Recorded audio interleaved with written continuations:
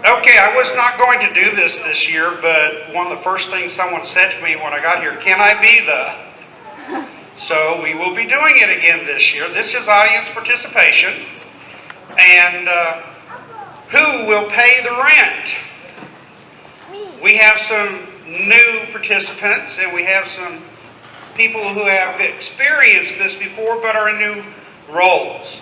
So we need a dog, and Mackenzie Ellis is going to be our dog. Give her a yay! Yay! And this is audience participation. Okay, both the audience and the people are in it.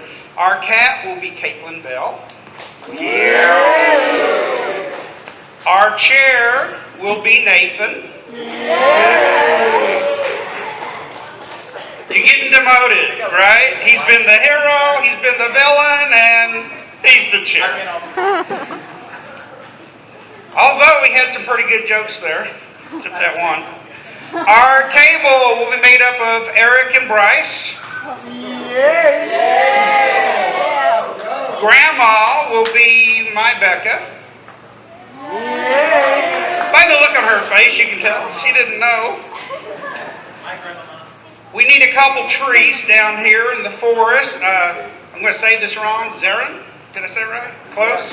And Lily. A couple people for doors. We have our Mackenzie and Isaiah. Okay. Y'all figure out where a door would be. Our jogger will be Cody.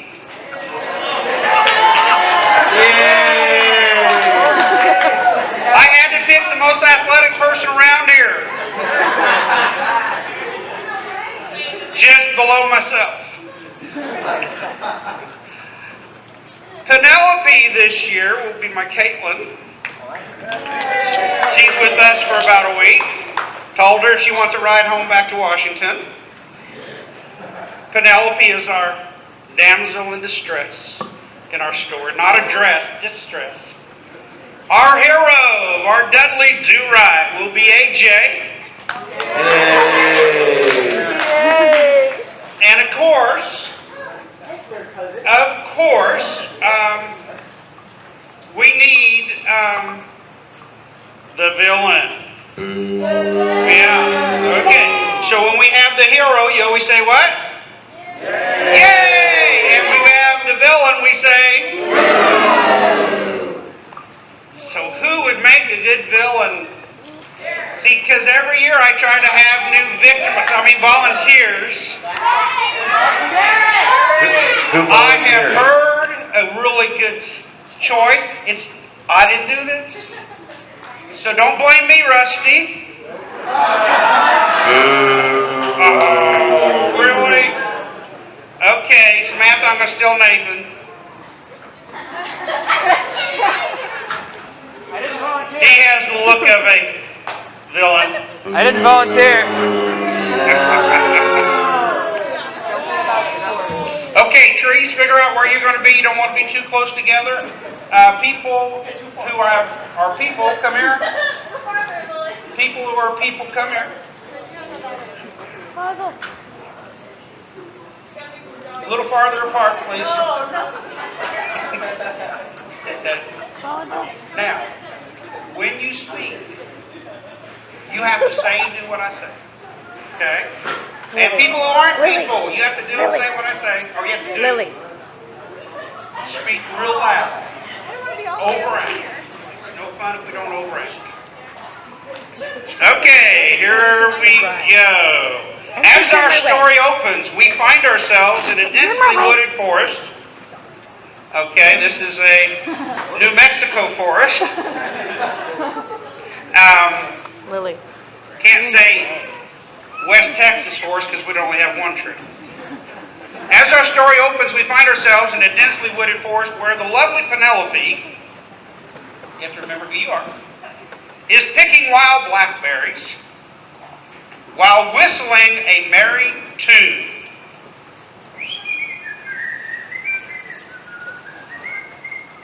Audience, help her out a little bit. Okay. Oh, trees, make sure your hands are up. And Cody, roll! Cody, it's going to be a while. Don't go so fast. Okay. Unbeknownst to her, the village villain, Dirty Dan, the baker man, is creeping up behind her.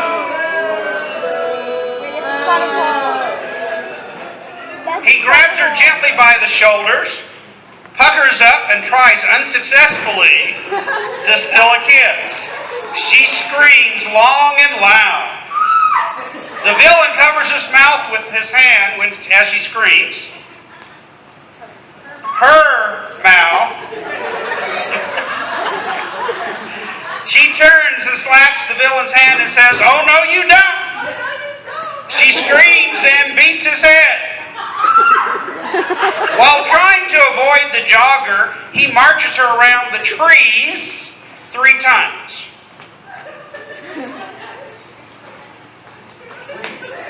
Trees 3 times. There's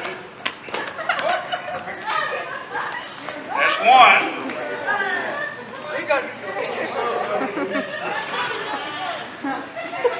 The marchers are catching up with the jogger. 2.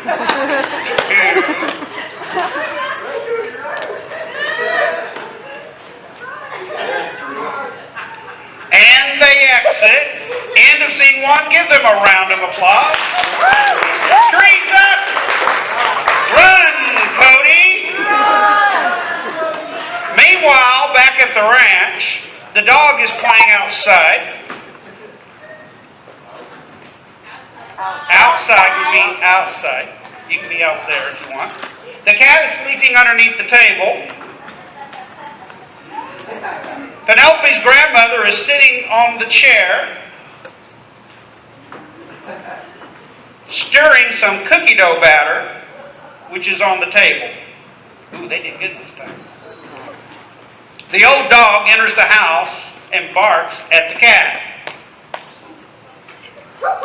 The cat jumps into grandmother's lap. Grandmother slaps the cat gently on the back and says, "Get down, you dirty creature." Get down, you dirty creature. The cat meows, jumps down, and runs outside. The dog notices, "Run, Cody, run!" The dog notices that grandmother is furiously stirring the cookie batter. Grandmother even rolls up her sleeves. The dog comes over and smells the cookie batter in the bowl. He sniffs at grandmother's hand, licks it again, and then does some tricks to try to get grandma to feed her. First, she does a somersault,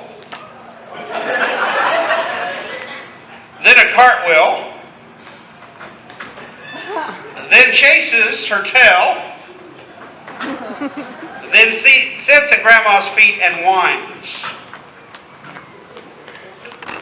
And whines. Audience, help the dog whine.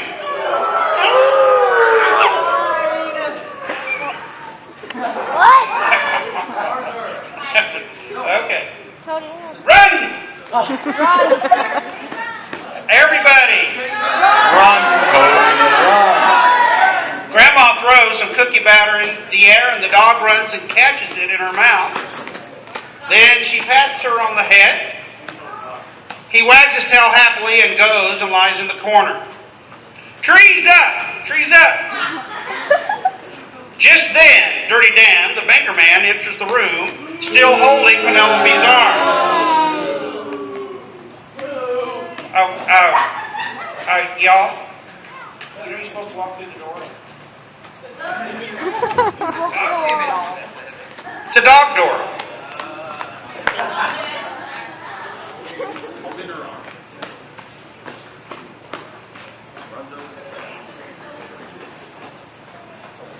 Grandmother sees them and screams. The villain says, "I'm taking Penelope and your money." I'm taking Penelope and your money. The dog rushes in and growls at the villain, and then unties the villain's shoes with her teeth.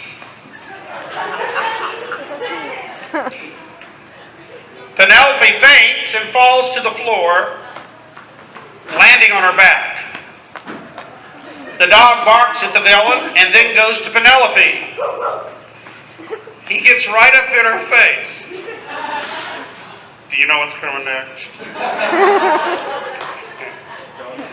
Then howls Amazing Grace in her ear while the crowd sings along. Amazing Grace. In the midst of this, our hero, Dudley Do-Right, enters and shouts, "Here I am to save the day." Here I am to save the day. Penelope, upon hearing his voice, stands up and screams, "Oh, my darling Dudley!" Oh, my darling. Dudley, remember his name. He's your hero. Dudley and Penelope run toward each other in slow motion and embrace. 6 inches!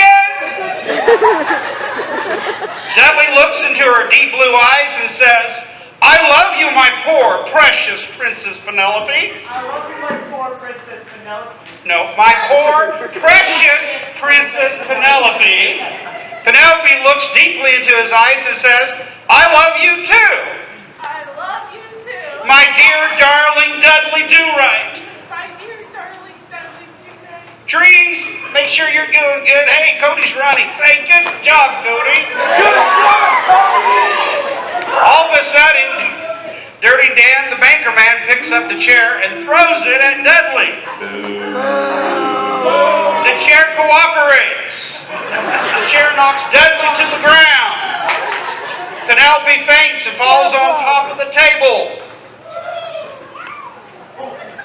Grandmother tries to revive her by slapping her while sobbing, "My child, my poor, poor child." My poor child. But Penelope won't get up. Grandma slaps her again. Penelope still won't get up. The cat re-enters the house. Might have to climb over. Jumps up on the chair. Yes. And runs underneath the table. Dudley stands up and flexes his muscles. And the crowd goes wild. The villain begins to tremble and shake, and his knees knock together. Dudley decides to warm up for the fight, so he does 3 jumping jacks, a little shadow boxing, 3 push-ups, 3 jumping jacks, a little shadow boxing, 3 push-ups, 3 jumping jacks, a little shadow boxing, 3 push-ups.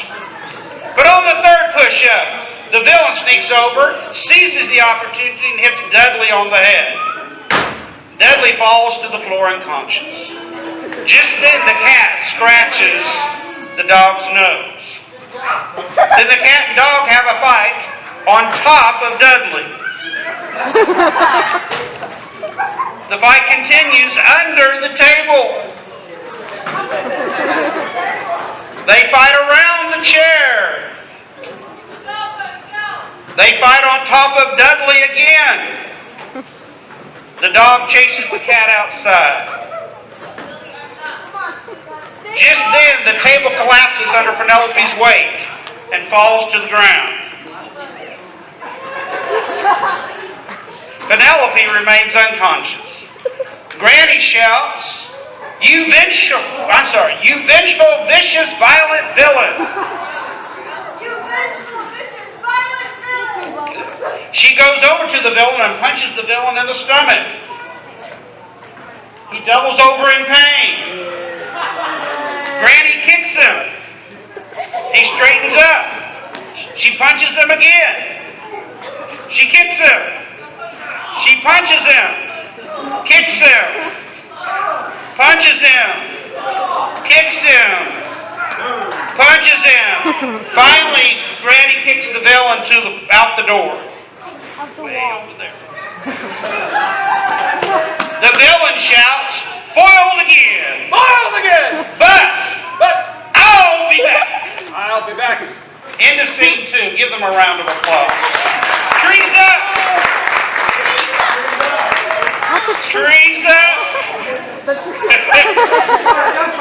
tree dog. Trees up! Run, Cody, run! It is 6 months later. The cat and dog are inside, sleeping on the floor. Penelope and Grandma are eating at the repaired table and eating their final scraps of food in their poor home. The leaves have fallen from the trees. Keep your charms down. The leaves have fallen from the trees, but as you can see, the sap is still running. Cody, you can pass that Run, down. Cody, run. Thank you, Cody. Grandma says, "I don't know what we're going to do, Penelope. I don't know what we're going to do, Penelope. We are 6 months behind on the rent." We are 6 months behind on the rent. Dirty Dan, the banker man, knocks at the door. And Penelope opens it up. The villain says, "Your rent is due." Your rent is due. Penelope says, "But I can't pay the rent." I can't pay the rent. "But you must pay the rent." You must pay the rent. "But I can't pay the rent." But I can't pay the rent. "But you..." But you must pay the rent. Grandma says, "But she can't pay the rent." But she can't pay the rent. "But you..." But you must pay the rent. Both of them say, "But we can't pay the rent." But we can't pay the rent. The villain says, But you must pay the rent.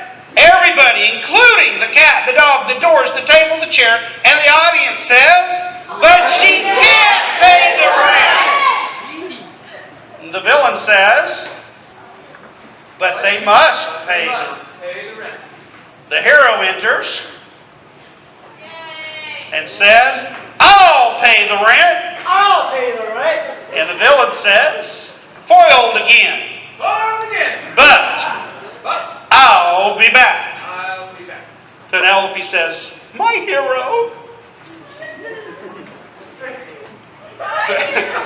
Penelope rushes over to embrace the hero. 6 inches. Trips over the dog. And falls into his arms. As Deadly looks into her deep blue eyes, Penelope says, "You know I'm only 17. You know I'm only 17. That's only 119 to you and I. Everybody says, "Our hero!" And cheers as the curtain closes.